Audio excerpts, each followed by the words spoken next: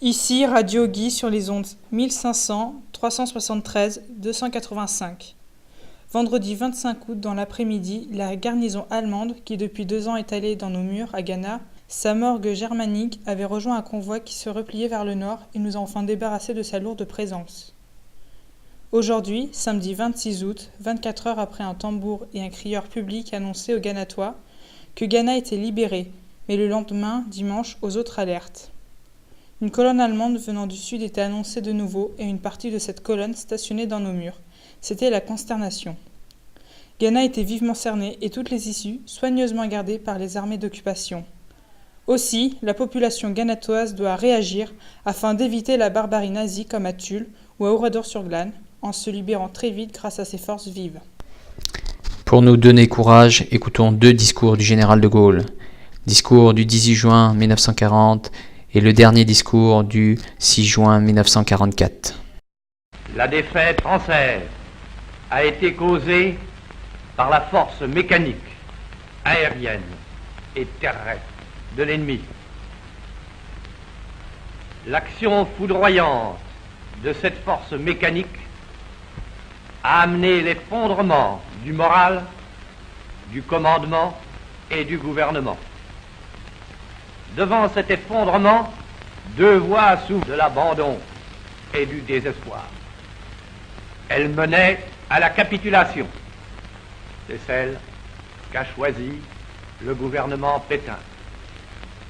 L'autre est celle de l'honneur et de l'espérance.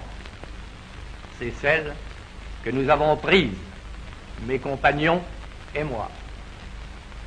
Nous croyons que l'honneur des Français consiste à continuer la guerre aux côtés de leurs alliés, et nous sommes résolus à le faire. Nous espérons qu'un jour, une force mécanique supérieure nous permettra d'avoir la victoire et de délivrer la patrie. Vichy, c'est la fin du régime. Le maréchal Pétain fuit, il abandonne les Français. Dernière minute, Pétain n'est plus à Vichy, Laval a quitté Paris, c'est la fin du régime. D'après l'Homme Libre, journal FFI, le maréchal Pétain a été enlevé le dimanche 20 août le matin à 8 h par le général von Neubrunn. Il aurait été transféré en zone nord, à Belfort, puis en Allemagne, afin d'être protégé de l'arrivée des Alliés. D'après plusieurs sources, Laval, lui-même, chef du gouvernement, aurait quitté Paris depuis le 17 août 1944, devant la peur et l'avancée des Alliés. Appel aux morts.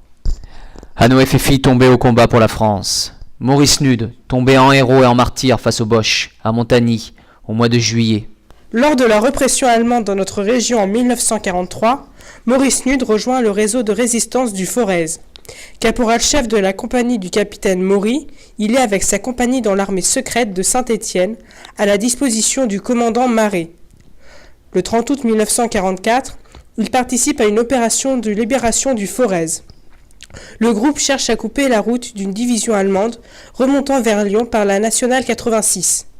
Lors des combats qui se déroulent dans la région de Givors-Mornan, Maurice Nude perd sa vie. Son corps, comme celui de quelques-uns de ses camarades, est retrouvé atrocement mutilé.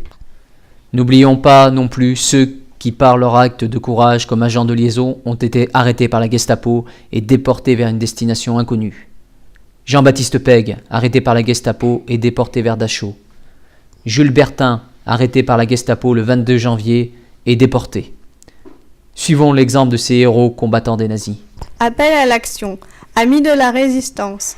Intensifiez d'une part votre lutte contre la troupe d'occupation, principalement par le sabotage des usines de guerre et de destruction des moyens de communication, locomotives, wagons, camions, d'autre part contre les traites, nos ennemis de l'intérieur qui doivent être abattus sans pitié, seul moyen de faire cesser les agissements hostiles à l'œuvre d'entreprise et par les patriotes français.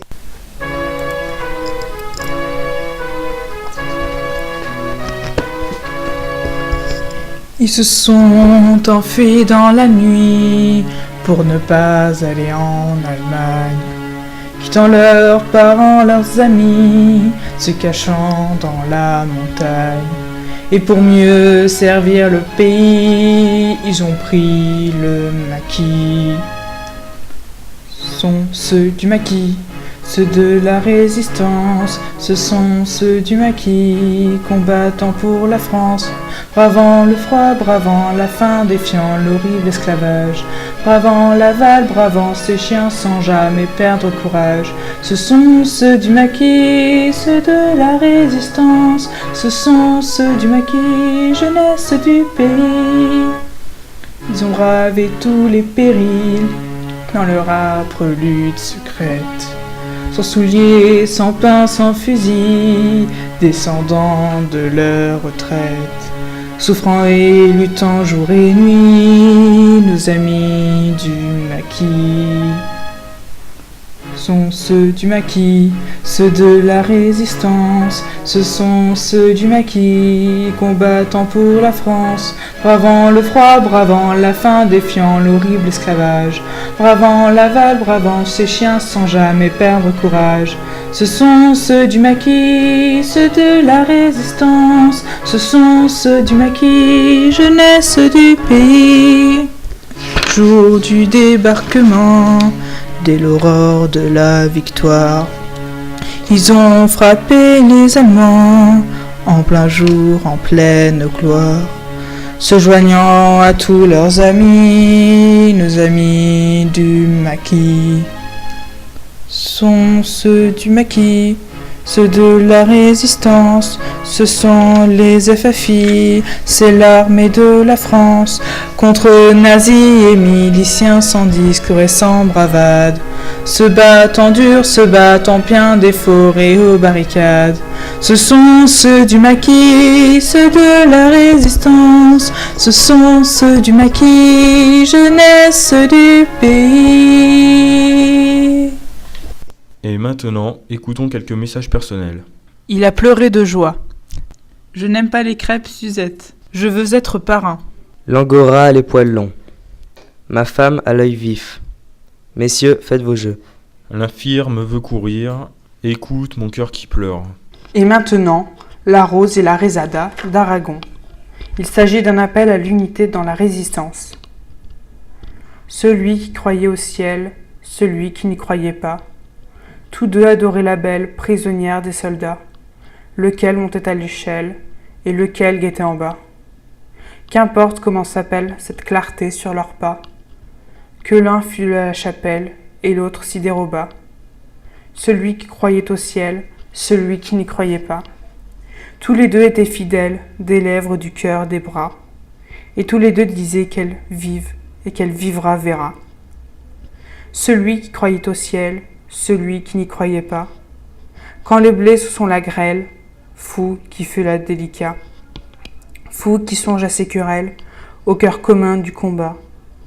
Celui qui croyait au ciel, celui qui n'y croyait pas, du haut de la citadelle, la sentinelle tira. Par deux fois et l'un chancelle, l'autre tombe qui mourra.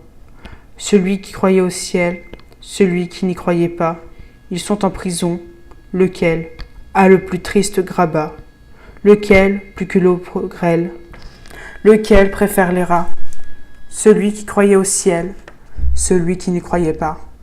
Un rebelle est un rebelle, nos sanglots font un seul glas, et quand vient l'aube cruelle, passe de vie à trépas. Celui qui croyait au ciel, celui qui n'y croyait pas, répétant le nom de celle qu'aucun des noms ne trompe, et leur sang rouge ruisselle, même couleur, même éclat. Celui qui croyait au ciel, celui qui n'y croyait pas. Il coule et se mêle à la terre qu'il aima. Pour qu'à la saison nouvelle mûrisse un raisin muscat, celui qui croyait au ciel, celui qui n'y croyait pas. L'un court et l'autre a des ailes, la Bretagne ou du Jura, et framboise ou mirabelle. Le crayon rechantera, dite flûte ou violoncelle, le doublat d'amour qui brûla l'alouette et l'hirondelle, la rose et le résada. C'était Radio Guy sur les ondes 1500 373 285.